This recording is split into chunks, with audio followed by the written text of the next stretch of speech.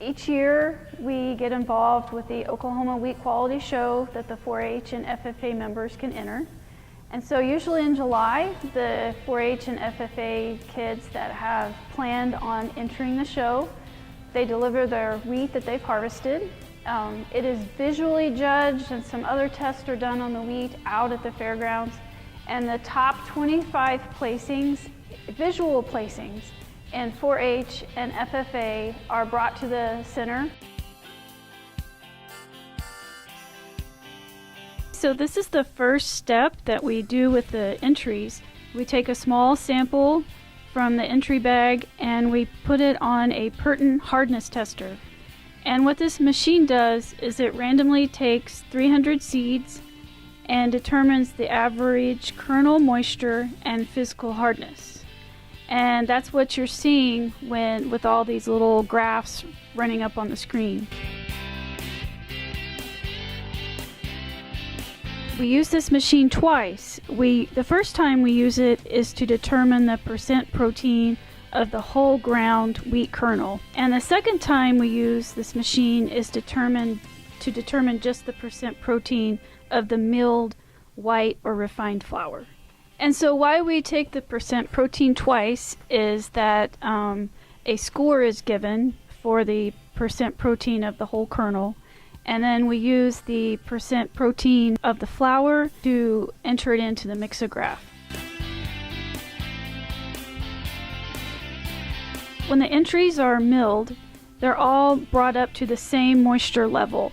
And so that moisture reading we had from the hardness tester, we use that number and we add water to the samples that are not at the correct moisture to mill at, so that they're all the same and they all can mill and extract flour at the same opportunity.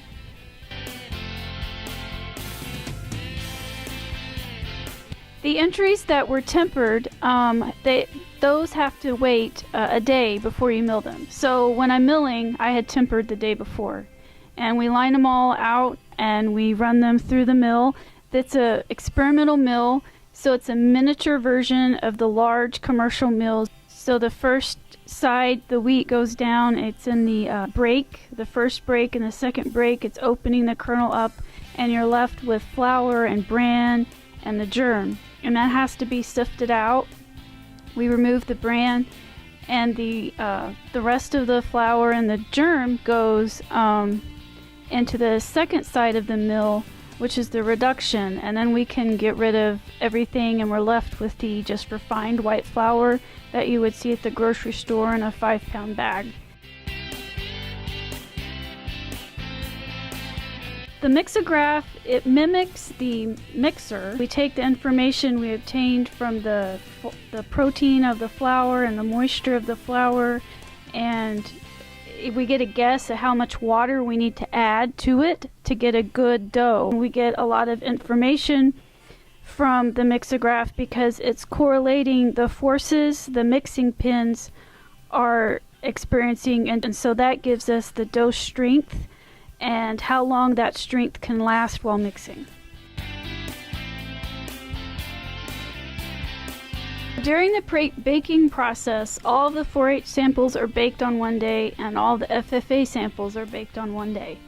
We follow the American Association of Cereal Chemistry method, and that is the method that's used in all of the hard red winter states from Texas to North Dakota. And what happens is you weigh out the flour based on the percent moisture, the same amount of yeast, sugar, salt solution, shortening, and ascorbic acid is added to each sample. The water is a little different for each one based upon the moisture of the flour. The sample is mixed to each individual sample's best mix time. Each sample is proofed at the same time. It's punched at the same time, which is what's happening now at the same space and the same force. We have two actually huge time sheets that tell us when we should be doing what to each sample. And then each sample is baked at the same amount of time, and it's taken out, and then the loaf volume is performed on each one. which is a standard AACC test. And then they're taken out and they're wrapped up and prepared for the next day to slice.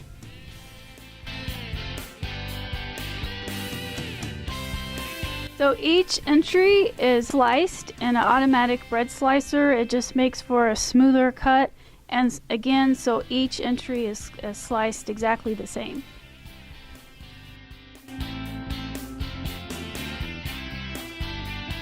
So after each entry is sliced, they're stacked out on a big area with good lighting. We judge the crumb of the bread and the little cells that you see inside of the bread, the shape and the texture, and if it's holy or not, because this type of bread shouldn't be. And we give it a visual score.